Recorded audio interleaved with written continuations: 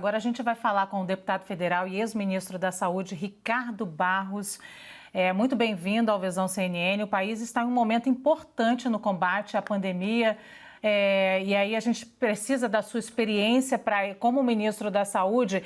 A gente vive uma discussão muito grande nesses últimos meses em relação ao isolamento vertical e isolamento horizontal e uso da cloroquina. A minha pergunta para o senhor esse preço que a gente está pagando de troca de ministro nesse momento é um preço justo? Dava para a gente adiar essa discussão um pouquinho? Olha, é lamentável a troca do ministro.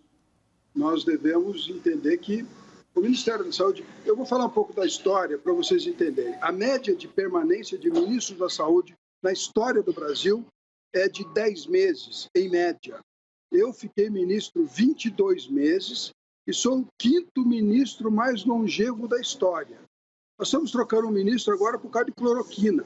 Eu peguei a Covid, tomei cloroquina. O médico me explicou lá, olha...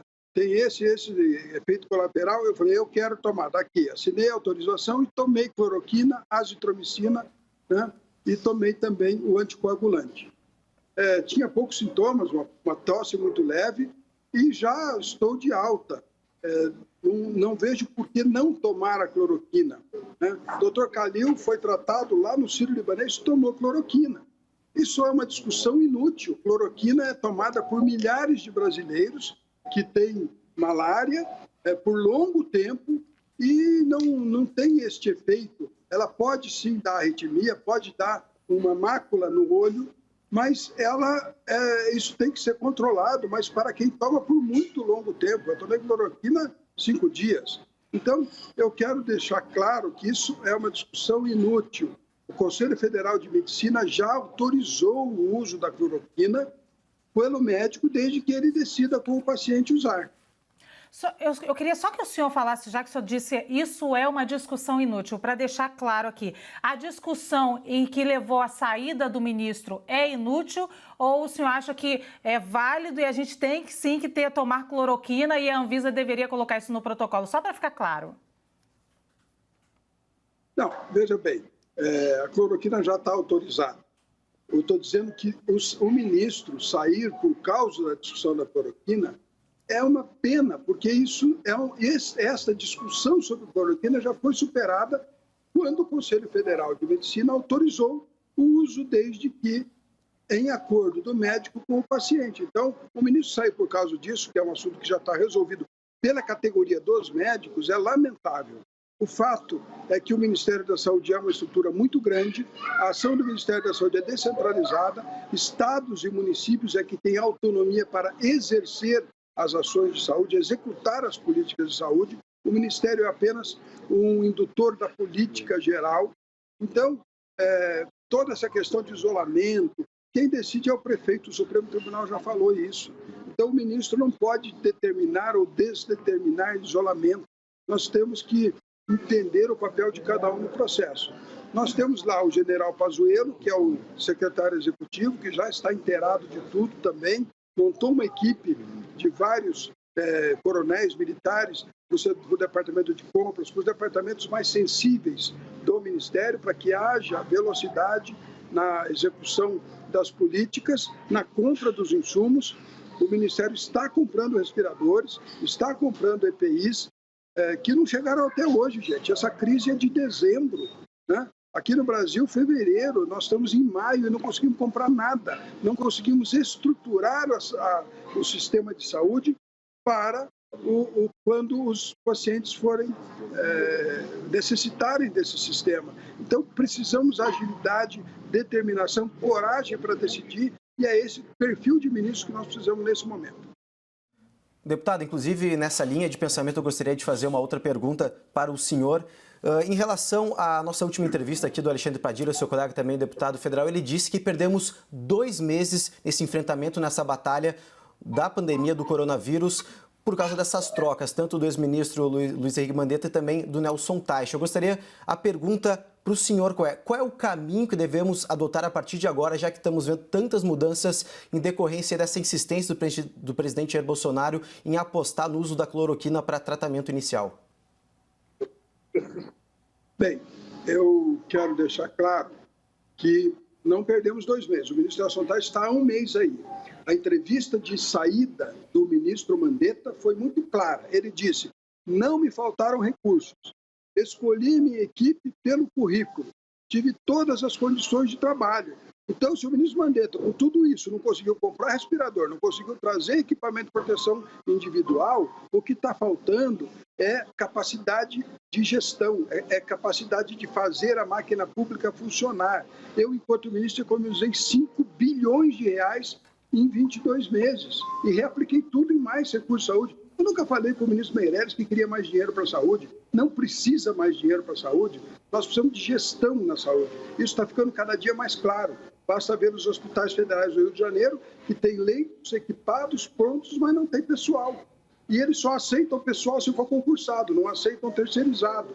É uma política antiga, sindicalista, visão corporativa, visão de servidores públicos que pensam que nós, contribuintes, é que estamos a serviço deles, e não eles estão a serviço de nós, contribuintes. Esses desafios eu tentei resolver com muita dificuldade, não resolvemos os hospitais federais do Rio, funcionam mal, custam caríssimo, né, precisam ser resolvidos, né, ou a Prefeitura ou o Governo do Rio tem que assumir esses hospitais, porque não é função do Ministério ter hospitais, né?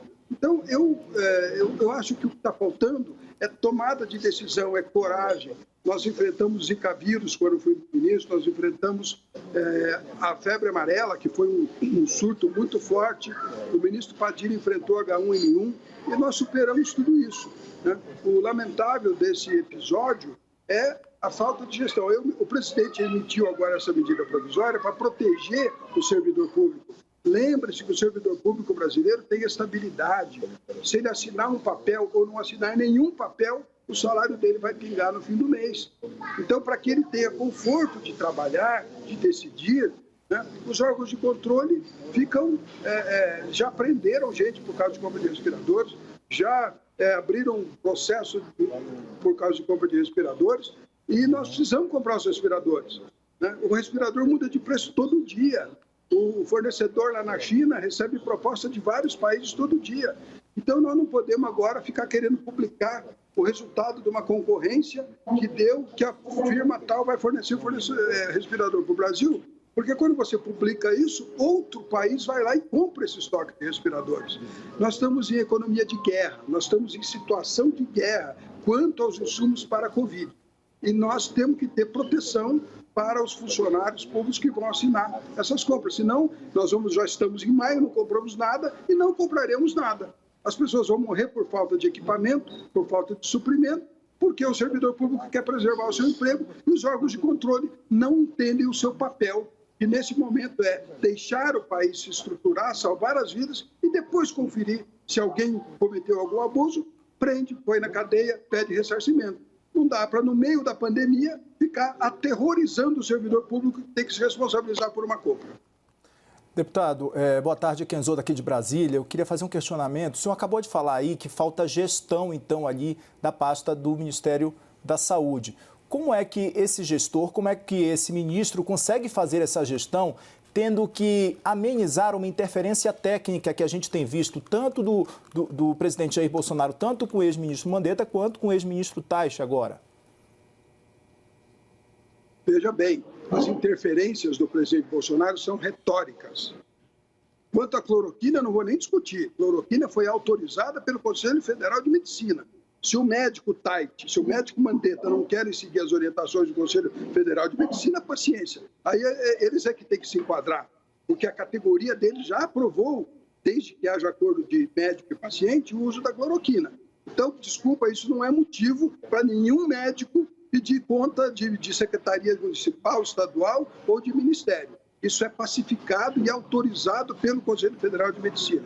Quanto à questão do isolamento, o presidente tem uma retórica contra o isolamento, mas nunca desautorizou nenhuma medida do ministro Mandetta e nem do ministro Tait de manter a lockdown, isolamento e apoiar os estados e municípios, que são eles os que têm a autonomia para decidir se fazem ou não isolamento social. O ministro não pode mandar ou desmandar fechar comércio, não é autonomia dele. O Supremo Tribunal Federal já decidiu isso. Também não é motivo para o ministro da Saúde ficar pedindo demissão por um assunto que não é da sua autonomia. Quem decide é Estado e município. O presidente Bolsonaro até ataca governadores e prefeitos por terem feito isso, mas são os governadores e prefeitos que decidem. Então, o ministro, ele faz a sua política. Tudo no Ministério da Saúde tem que ser resolvido lá na comissão tripartite. Conselho dos secretários municipais de saúde, Conselho dos secretários estaduais de saúde e Ministério.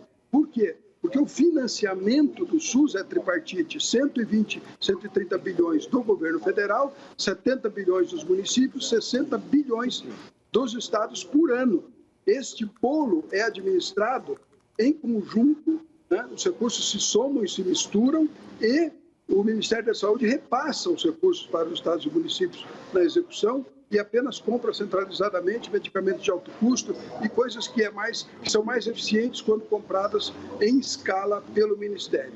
Então, é preciso entender o SUS. Talvez o ministro Tade, que nunca participou de nada na gestão pública, ele era um médico e um empresário da saúde na área privada, talvez não tenha entendido a complexidade do sistema, porque você não manda, o ministro da Saúde não manda, o ministro da Saúde tem que convencer os executores, estados e municípios, a praticar a sua política. Deputado Daniel Adjuto de Brasília, o general Eduardo Pazuello deve ser anunciado hoje como ministro interino. O senhor, como ex-ministro e atual deputado federal pelo PP, um partido do Centrão, o Centrão vai indicar algum nome para o comando do Ministério da Saúde? Quem o senhor defende à frente da pasta? Olha, eu não acho que o presidente Bolsonaro vai entregar ministérios a partidos. Ele tem dito isso. Falou até na última entrevista da saída do ministro Moro, né, que o governo dele não tem corrupção porque ele não entregou os ministérios aos partidos. Ele repetiu isso agora, recentemente. Então, eu não acredito que a indicação do novo ministro seja partidária. O novo ministro pode ser filiado a um partido, como a Tereza Cristina como o Mandetta, como o Osmar Terra, ministros que tinham filiação partidária, mas não foram indicados pelos seus partidos. Então, me parece que a solução do general Pazuello, no momento, é a solução adequada, porque ele montou a equipe que substituiu a equipe do ministro Mandetta, as pessoas estão chegando, aprendendo e já decidindo, as compras estão sendo feitas de equipamentos de proteção e de respiradores pelo Ministério da Saúde. As pessoas que estão lá estão tendo coragem de decidir, assinar e efetivar a aquisição de insumos para que o Brasil possa combater a crise do coronavírus. Então, eu penso, na minha visão, que a permanência do general Pazuello nesse momento é fundamental, como ministro, né? E se não como ministro, como secretário executivo do novo ministro. E aí começa o problema, o novo ministro quer chegar e quer pôr as suas pessoas de confiança. Então, deixar lá o general Pazuello nesse momento me parece a atitude mais sensata. Deputado, agora é o Yuri Pita aqui de São Paulo. Boa tarde, obrigado mais uma vez por estar conosco. Queria que o senhor fosse mais claro quando o senhor fala da retórica do presidente Jair Bolsonaro e de que não faltaram meios para o ex-ministro Luiz Henrique Mandetta e aparentemente também para o ex-ministro Nelson Teich poderem fazer o trabalho deles à frente do Ministério da Saúde. E pelo que o senhor está falando, o senhor tem sido bastante elogioso ao trabalho do general Eduardo Pazuello, porque ele também já está dando conta do que está acontecendo no Ministério e tem especialidade em logística, vai poder fazer andar essa questão das compras, da distribuição dos equipamentos, que é uma dos pontos mais importantes no enfrentamento da pandemia. Minha dúvida é, a retórica do presidente, ela ajuda ou atrapalha o trabalho dos ministros da saúde neste atual momento de pandemia? A retórica do presidente, o presidente está falando com a população, né? A Organização Mundial da Saúde fala com a população. Vocês publicam as entrevistas de todos. E o ministro fala com a população, o secretário de Estado, o governador, o prefeito, todo mundo está falando com a população. Eu digo assim, o presidente Bolsonaro defende, na retórica, na sua fala, o fim do isolamento, a volta da atividade econômica. Mas ele não pode fazer isso Quem decide isso é o prefeito, é o governador. Né? E para o ministro, tanto Mandetta quanto Tait, ele nunca negou todos os recursos necessários para o combate à Covid, tanto no Salvar Vidas, né, que tem um orçamento ilimitado, o Congresso deu autorização para compras emergenciais, para todas as medidas provisórias que tratam da questão da Covid foram aprovadas, e também não faltaram recursos para a área da manutenção dos empregos, né? Tanto o programa de manutenção de empregos quanto o programa de R$600 aí para os informais estão liberados a um custo de bilhões, 100 bilhões de reais. Então, o presidente Bolsonaro, enquanto executivo, ele deu todas as condições financeiras, tanto para o Ministério da Economia quanto para o Ministério da Saúde, de executarem as ações necessárias para o combate ao Covid. Não desautorizou os ministros quando discordavam da sua posição. Ele apenas manteve a sua posição e o ministro manteve a sua posição. Né? Ele não desautoriza os ministros, ele não cancelou nenhuma medida do ministro Mandetta. Então, eu lembro de novo a saída do ministro Mandetta. Ele disse, não me faltaram recursos, eu escolhi minha equipe por currículo, né? E tenho autonomia para trabalhar. Então, se ele não conseguiu estruturar o combate ao Covid, é porque ele não conseguiu estruturar o combate ao Covid. Não é porque lhe faltaram recursos ou autorização política, capacidade política de fazer. Né? Deputado, eu estou agora fazendo uma análise prática. O general Pazuello está com a sua equipe que ele instalou no Ministério, tomando decisões, comprando respiradores no mercado interno, comprando respiradores importados. As pessoas que estão lá têm coragem de assinar, tomar decisão, apesar dos processos que vão responder no Ministério Público, vão responder nos órgãos de controle, para explicar por que pagaram esse preço. O fato é que não há preço hoje. Eu vou reformular minha pergunta, deputado. Você bota um equipamento e ele muda de preço, porque o mundo inteiro quer comprar as mesmas coisas ao mesmo tempo. Tá, me permite, então, reformular minha pergunta. A retórica do presidente Jair Bolsonaro ajuda ou atrapalha o próprio presidente Jair Bolsonaro? A retórica do presidente Bolsonaro é uma decisão política dele. Né? Ele tem uma convicção de que a economia, o dano econômico pode causar mais prejuízo à sociedade brasileira do que o dano à saúde. Quando nós achatamos a curva, fizemos isolamento, adiamos a contaminação das pessoas, nós fizemos isso para quê? Para que quando houvesse um pico da contaminação, o país estivesse estruturado para atender esses doentes. Só que nós já estamos a fevereiro, março, abril, maio, 4 meses na pandemia e não temos os respiradores, e não temos equipamentos de proteção, e não demos conta de estruturar o sistema. Então, nós estamos com prejuízo econômico do isolamento e sem o lucro de saúde de estar com o sistema estruturado. Então, é lamentável isso. O presidente o presidente deu todas as condições para que nós tivéssemos com o sistema de saúde estruturado. Não faltaram recursos, não faltou autonomia para quem está na gestão do Ministério, né? E nem estados e municípios, porque receberam muitos recursos transferidos do governo federal para se estruturarem para o combate à Covid. Então, a retórica do presidente, ela é política. Ela fala com o eleitor, olha, vamos tocar a vida, vamos enfrentar o vírus e não fugir do vírus. É uma visão, né? E realmente a epidemia só vai acabar quando 60% da população tiver sido contaminada e a sua imunidade, que eu já tenho, por exemplo, né? A minha família toda foi contaminada, não teve sintoma, não tomou medicamento nenhum, já está imune. Então, os assintomáticos são muitos. A atividade econômica está em andamento. 50% das pessoas do Brasil não estão em isolamento. E se 50% não estão em isolamento, o vírus está circulante. E nós estamos vendo aí as confirmações de casos, as internações e as mortes. Então, nós estamos com isolamento, dando prejuízo econômico, tirando emprego e renda das pessoas e não estamos com o lucro de ter a vantagem de ter estruturado o sistema de saúde para proteger a vida das pessoas e nem de ter evitado a disseminação do vírus.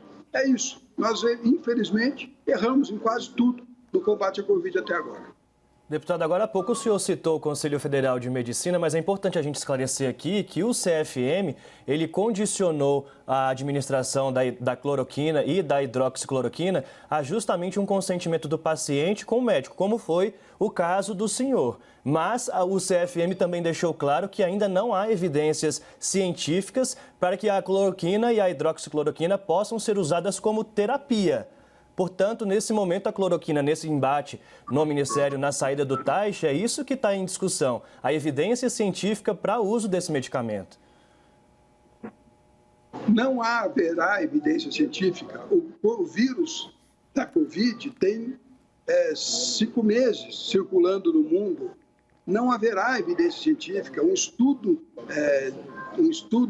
clínico de um determinado medicamento, você tem que dar o placebo para uma turma, tem que dar um medicamento para outra turma, ver se eles tiveram comportamentos diferentes de evolução da doença, o grupo que tomou só o placebo e o grupo que tomou efetivamente o remédio, e isso leva 2 anos, com milhares de pessoas sendo testadas. O nosso modelo de aprovação de medicamentos, de incorporação pela Conitec, exige esta comprovação científica do efeito do medicamento. Nós não temos tempo para isso. Não haverá comprovação científica. Então, quando o Conselho Federal de Medicina já disse que pode dar cloroquina desde que haja consentimento médico-paciente, está liberado, gente. Não é mais motivo de discussão. Se o médico Nelson Tait não receitaria para os seus pacientes a cloroquina, então é uma decisão dele. Mas se o paciente falar, mas eu quero tomar, ele tem que dar. Ele tem que dar o termo de consentimento para a pessoa assinar e tem que dar um medicamento. Nós temos uma sorte enorme que Covid se trata com cloroquina e azitromicina, que são medicamentos que não têm patente, que são produzidos genericamente. Imagina se nós tivéssemos uma pandemia com um medicamento patenteado que o laboratório cobra aquele preço estratosférico das doenças raras, R$1 milhão por paciente ano, R$2 bilhões por paciente ano. Né? Então, graças a Deus, nós estamos com um sistema de tratamento que é barato, que é economicamente possível de ser absorvido. Né? Os estados e municípios estão com recursos para a saúde. Por quê? Porque suspendemos todas as cirurgias eletivas.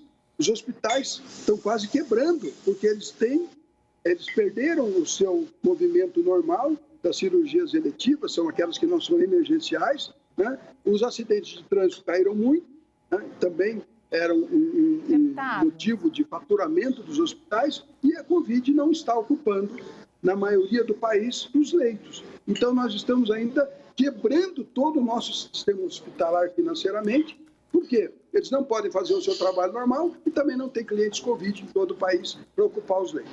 Deputado, me ajuda a entender um pouco as suas últimas declarações. O senhor começou a nossa entrevista dizendo que esse problema já foi superado, que não fazia sentido os 2 últimos ministros da Saúde saírem por causa da cloroquina, sendo que o Conselho Federal de Medicina, como o Daniel acabou de falar aqui, trazer para a gente, já tinha liberado também, mas não tem esse protocolo. O que deve acontecer com o próximo ministro, então, de diferente?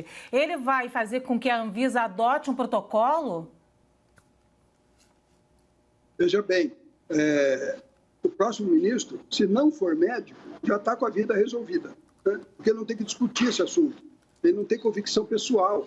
Ele vai gerir os recursos do Ministério da Saúde. Ele vai gerir 240 bilhões por ano de recursos que tem que ser entregues em saúde para a nossa gente lá na ponta. Mas o senhor defende que ele não seja um médico, então? Não faltam recursos para a então? saúde, gente. Falta gestão.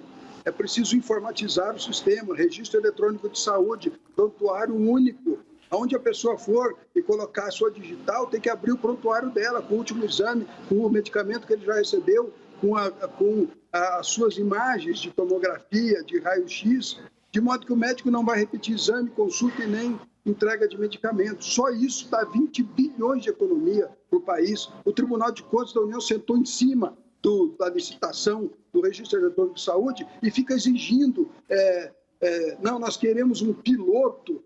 Ora, o ministro do Tribunal de Contas não foi eleito para gerir nada, ele foi eleito para fiscalizar o que o eleito fez. O senhor chama Tribunal de Contas. deputado. É depois que você faz e presta contas, o tribunal tem que atuar. Não, ele quer dizer o que você faz, quando você faz e como você faz. Por isso que o Brasil está parado e nós não estamos conseguindo entregar saúde para a população. Deputado, nós precisamos encerrar essa entrevista. Eu só queria que o senhor dissesse, o senhor defende então que não seja um médico o próximo ministro da Saúde?